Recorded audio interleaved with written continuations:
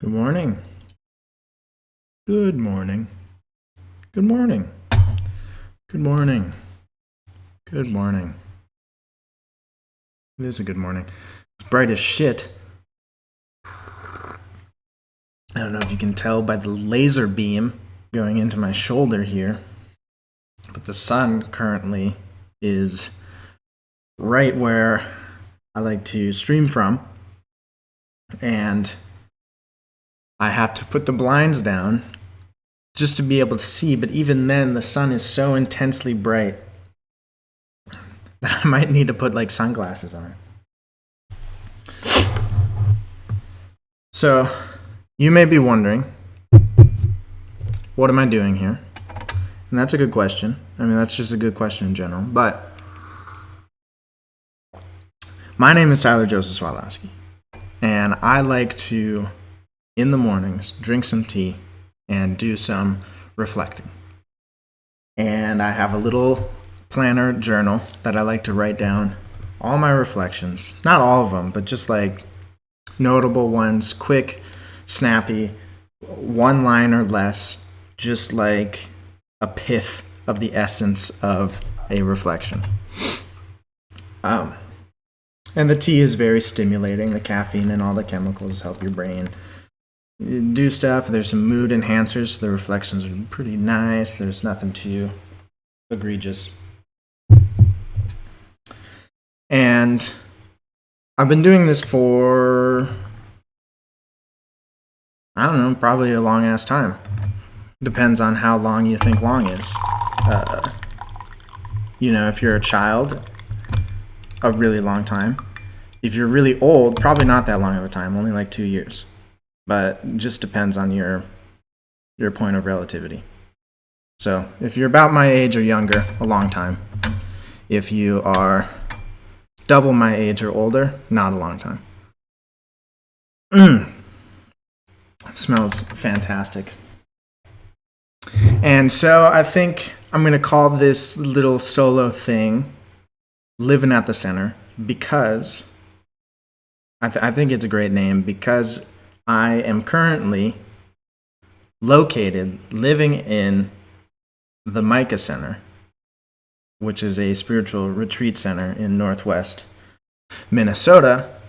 And so living at the center is like, I'm living at the Micah Center. But also living at the center is pointing to living a centered and grounded life in loving, open awareness. And so the kind of double meaning pun type of thing, living at the center, it's fun. It also sounds like a sitcom, like a Full House sort of thing. I see the big kind of block cartoony letters come up, living at the center. And so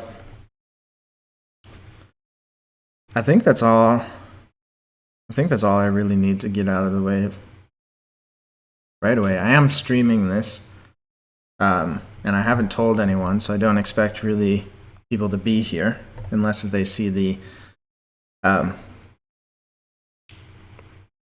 notification from following our podcast. That's another thing. I do co-host a podcast with a couple of my buddies from high school and middle school. And we talk on Sundays. So I'll be doing this whenever the heck I feel like it. But on Sundays, we will be doing that all together. Boom. If you would like to join me, I will stream this at varying times, maybe earlier, closer to 7, maybe later. Holy Zion Tiki. I can see the chat. I can. But yeah, I'll just be drinking tea and reflecting.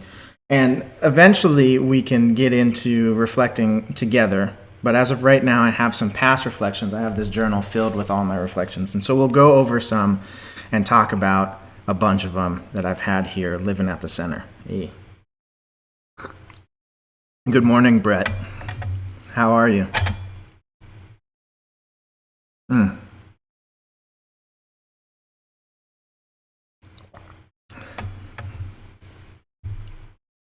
Man, this tea is really slapping right now. It's my most expensive tea, so it's like, I think it was over $1 per gram, which is pretty crazy. Your tea bags that you get are like 20 cents per gram. So, and those are way overpriced even. This is fantastic. I'm great. How are you? That's what Brett says. I am fantastic. I'm drinking tea in the morning. The sun is really bright. My eyes hurt a little bit, but not enough to disturb me to the point where I need to put sunglasses on. But when you get to have slow mornings drinking tea, looking out over a beautiful landscape, it's really hard to complain ever.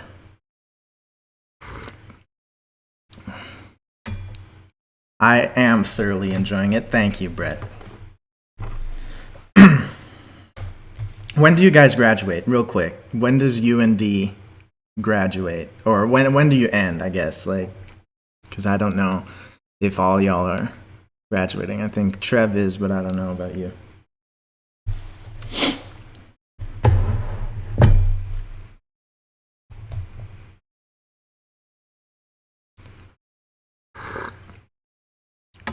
The lag is so long. It's like, do I wait and assume that it's just the lag, or do I think that Brett has something to do that he went to go do? All right, let's get into the reflection. So yesterday morning, I was drinking tea, and I had this reflection. Only Trev from the house. School ends in like 2 weeks. Congratulations, Trev.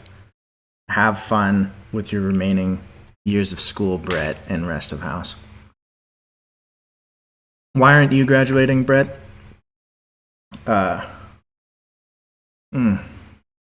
Good shit.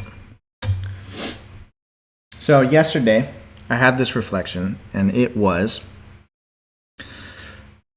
currently, I wake up feeling pretty good, pretty in touch with my surroundings, really mindful, in generally a good space. And as the day goes on a micro level, as the day goes on, I become more and more distracted. I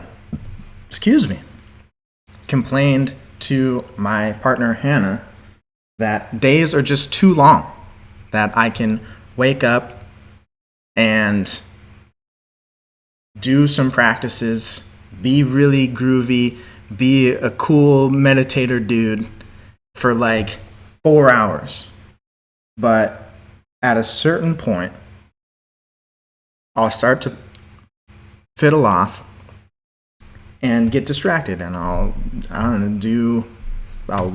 watch a whole bunch of Netflix and start getting in my head about how I'm not doing the right things to become an enlightened being, and so on and so forth. All this worthless sort of melodrama.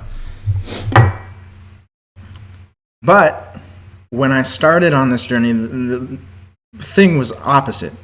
It was I would wake up very distracted, immediately thinking about all the shit that I didn't want to do, like go to class, immediately start thinking about how much of a failure I am because I don't want to go to class, and how much I should want to go to class, and how much life would be better if I did want to go to class. And just from the moment that my consciousness came into my mind from waking up, it was hell right from the start. But thankfully, I forced myself, and really enjoyed, reading spiritual practices. If any of you guys are intrigued why my friend Brett is not graduating college this year, he switched his major 2 years in. He switched programs 2 years in. So that gets resolved, for those of you who are wondering. And I totally derailed my thought, but I think where I was that I enjoyed reading about spiritual practices. I enjoyed doing some meditative and spiritual practices. And it was through these things that I would wake up very distracted. I would go through most of the day very distracted. And once when I would start doing my practices and read some teachers, some spiritual works, I would get more and more locked into this more open and aware, less distracted, less of a hell realm, basically. And before that, I wrote this down in the little thing. Before that, I would wake up very distracted. And it would get worse through the day or plateau at, quote, the event horizon of a mental breakdown, which is where I see a huge population of beings living at, where if just one thing goes wrong enough, it will send that person, that being, into the spiral of a mental breakdown. I mean, it doesn't even have to be too bad. It can just be like you get a ticket on your car, and that can push you over into the black hole of a mental breakdown. And that's where I existed for most of my time before I was doing any sort of practice. Was at this sort of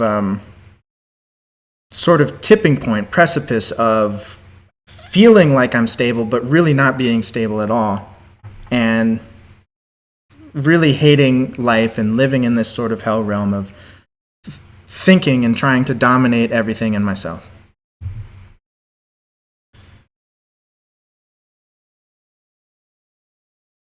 And so there's a second level to this.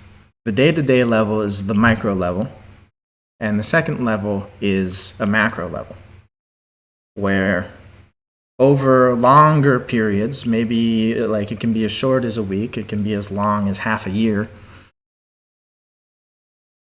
I would move in that specific direction. So in the beginning of my real intense journey, where I can say that there was a starting point of doing practices, which was after I dropped out of college, at that point, when I got very serious and really enjoyed spiritual practices and meditating specifically, that the macro level would be, I would be in this distracted space, and over time, slowly move more and more closer, that's in quotes, to a open and loving awareness. And then something would reset it. So it doesn't have to be an event necessarily. It could be an event, but just kind of a relationship to thought. Something would reset it. And at that point, I would understand that my baseline of thinking is distractedness. My baseline of thinking is this sort of anxiety neurotic being that's like desperately trying to orchestrate a livable life in its own image that puts it upon a precipice of a mental breakdown. That's what I conceptualize as my base living self. And I would be in the macro level, moving slowly away from that over time, and then something would reset and I would go back there. At some point, I don't know when, I flipped. I don't know if it was through, that tea is fucking good. Holy crap. It's so delicious. I don't know if the flip happened because of a certain experience, a plethora of experiences, or because of a change of mind, a shift in perspective. Well, it has to be a shift in perspective. I guess I just don't know what caused the shift of perspective specifically. I wish I did. I really don't wish I did, but on some levels I do. And after this shift, and in this current space, now I understand that my baseline of existence is that open and loving awareness. that the natural, simplest, and I already said enough, I think, the most natural and simple me is the open, loving awareness, and not this sort of anxiety, neurotic, thought-filled, like orchestrator of trying to fix a hell realm. And so now in the macro journey, I see how I'll get more and more distracted and more into thought of how should I react to this? Why am I like this? Why do I want to play this video game? Why do I want to do this thing? Why am I not eating right? These sort of thoughts kind of bubble up as time goes on. And then something is sort of, it doesn't have to be an event like on the other side, but it can be. Something will happen that will flip me back, and I'll reset to the baseline that I see now as the open and loving awareness. Okay, so that is the basis of the reflection, and let's dig into it. So, one important thing that kind of underlies these two sort of this dichotomy of where the baseline is practice, and how practice is done and influence, or how practice influences the headspace that one is in while going through these cycles of distraction or awareness. Mindfulness. I apologize if you don't like slurping, but you should get into it, really. It enhances your tasting very much. It is also great not only for tasting things, but it's fun, it feels good, and if you do it with other people, it's far less embarrassing. But I will try not to slurp as much and as harshly as I usually do on my own, because I know that it can be quite abrasive, especially over a microphone. So practice has a relationship to your headspace as you are moving through life. In both the micro journey, in the day-to-day sort of thing, and the macro sort of big undulations of how one is perceiving themselves. It's not even how you're feeling necessarily, but the mixture of feeling and thought, how one is perceiving themselves within space, in locality at that time, through the whole process of things, where thoughts like I'm a failure can live and fester. Those are macro. In a day you can have I'm a failure, but in a day it's like I'm a failure, and then the next day comes and it's a whole new thing. The I'm a failure thought of the whole undulation is kind of like a blanket that kind of covers you in this sort of misty malaise of grossness.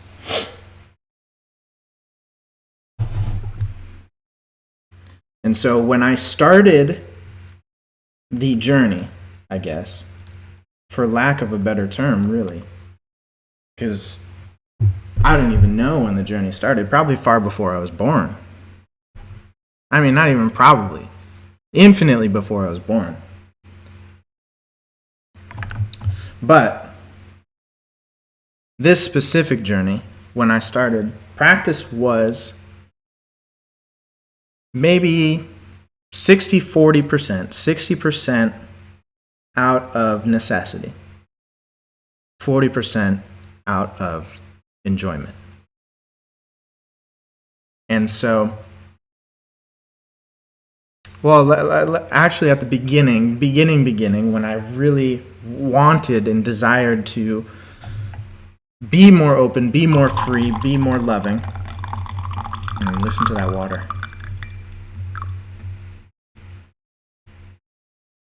It started out as 100% necessity. I didn't even know if I enjoyed it yet. I didn't know if I should. And so I knew that if I wanted to do this thing, like any sort of skill, any sort of habitual muscle memory or memory sort of thing, that practice is a necessity. It makes something more permanent, more integrated into your being. I had a guitar teacher that always told me, practice doesn't make perfect, practice makes permanent. So if you practice something and you're fucking it up, you will continue to fuck it up. Because what you're doing is building memories. You're not building proficiency necessarily, but you're building the pathways that your brain will take to do a certain thing. And it just so happens that in our society, we build pathways of turmoil, we build pathways of hell, and immense amounts of suffering through thought, that we are trained to suffer. And it may be natural, it may not be society's fault. Doesn't matter, we're there. We are conditioned mentally to hate in a certain sense, to want something to be different in a certain sense. We are trained to understand where something is wrong, how it can be better, and how that betterness should be done to accomplish it. And those three factors are huge elements in the equation that brings suffering. So in the beginning, I practice out of necessity. I apologize if I don't make any sense, but if something doesn't make sense, just throw it away. Doesn't matter. And if something does make sense, you can also throw that away if you want.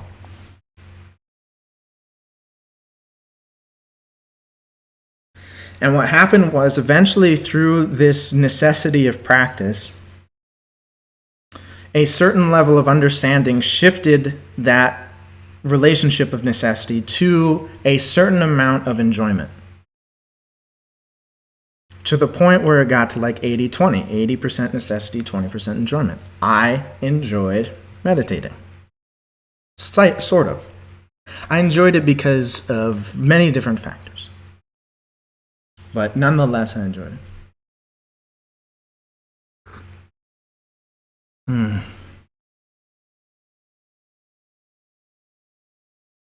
Wow. Get yourself some tea, people. And it just so happened that not only did this practice become more enjoyable, but one of the factors that made it more enjoyable was I saw how it shifted my perspective away from that distracted, anxiety, neurotic sort of being. Not in a way where I wouldn't identify with it anymore, or I denied it, or I didn't want it, but it shifted it to the point where it was far less personal, and I could care for it in a way that I couldn't care for it when it was so personal. If that makes any sense. That's kind of a big shift. One of the things that really helped me with that was, I think it was Thich Nhat Hanh, where if there's a negative emotion that comes, treat it as you would an infant child. If an infant child is crying, you wouldn't punch it in its fucking face. You would care for it in some way. And so treat your negative emotions, your harsh thoughts that bring friction into your life, with the caring that you would a infant child.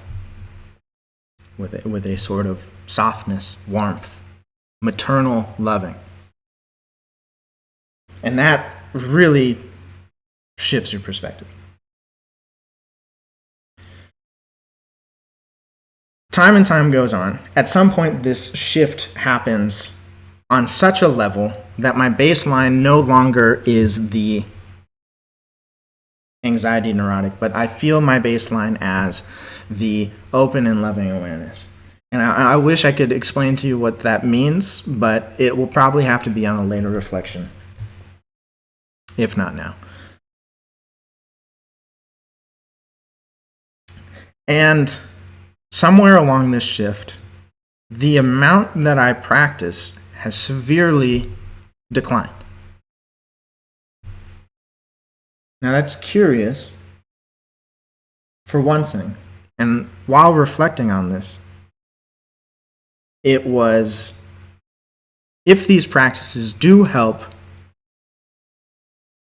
lock you in or shift you into a more loving and aware space,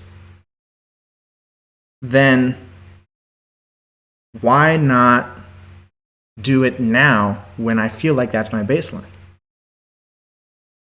And the obvious answer to me in this space where I am right now is practicing can no longer be out of a necessity, because that mindset of having practice be a necessity is a sort of runoff, a sort of residual slime from that anxiety neurotic mindset that creates a sort of environment where something needs to happen for something to be accomplished.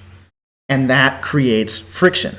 And so if you feel your baseline is a loving and open awareness, and you feel yourself becoming more and more distracted, and then you think to yourself, I need to practice to stay in this space, that thought and the reaction to it, if you believe it, will shove you more into that distracted space. The necessity of it, as it becomes more necessitated through thought, you will be pushed farther and farther from loving and open awareness. Now, I don't know if that makes any sense to anybody but me, but it certainly is my experience. Certainly is my experience. And so the obvious answer is that you must practice at a certain point entirely out of love for being a part of this process that has been going on forever, that started a long ass time ago, is still going, and will go on for far longer than I can think and imagine and experience. And that these practices, because they bring you in closer contact with that awareness of this process, with the beauty and enjoyment and love of this process, that then you can practice not out of necessity to keep you in that place, but because you already know you are in that place, and the practice is an actualization, a sort of affirmation of that sort of thing, where the practice is done with such reverence and joy and love that it becomes what the practice is always supposed to have been when you thought it was a necessity. But when you think it's a necessity, you sit down to meditate and you start thinking, and you're like, man, I fucking suck at meditating. Because you think it's a necessity. You think that the meditation has to get you somewhere. But the meditation isn't getting you somewhere. Part of the realization of that journey is that this whole time you've been the place that you've been looking forward to going the whole entire time. That you keep walking and you keep waiting. And then once when you finally get there, you're like, damn it, I've been walking and waiting in the space that I've been trying to get to the whole entire time. And that's the shift right there. That's the shift.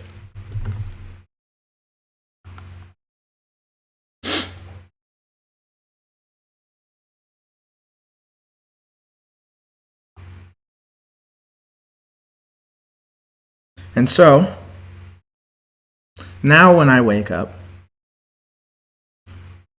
I don't think about practice. I don't think about mindfulness or reading spiritual texts.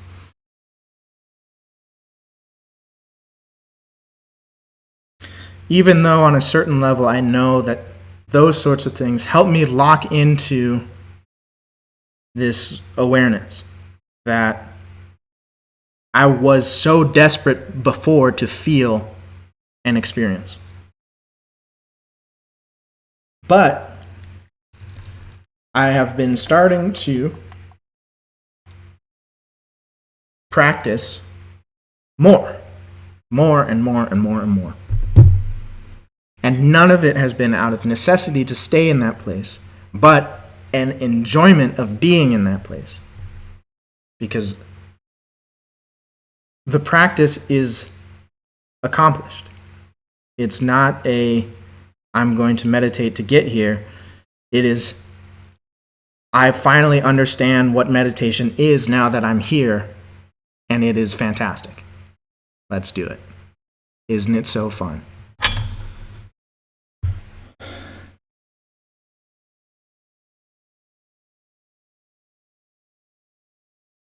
And I think that's all I have for yesterday. 30 minutes, right on. That's where I kind of expected this to go. I know that I could go on a lot longer, and I could continue to do various different reflections. Nothing is really coming to me right now.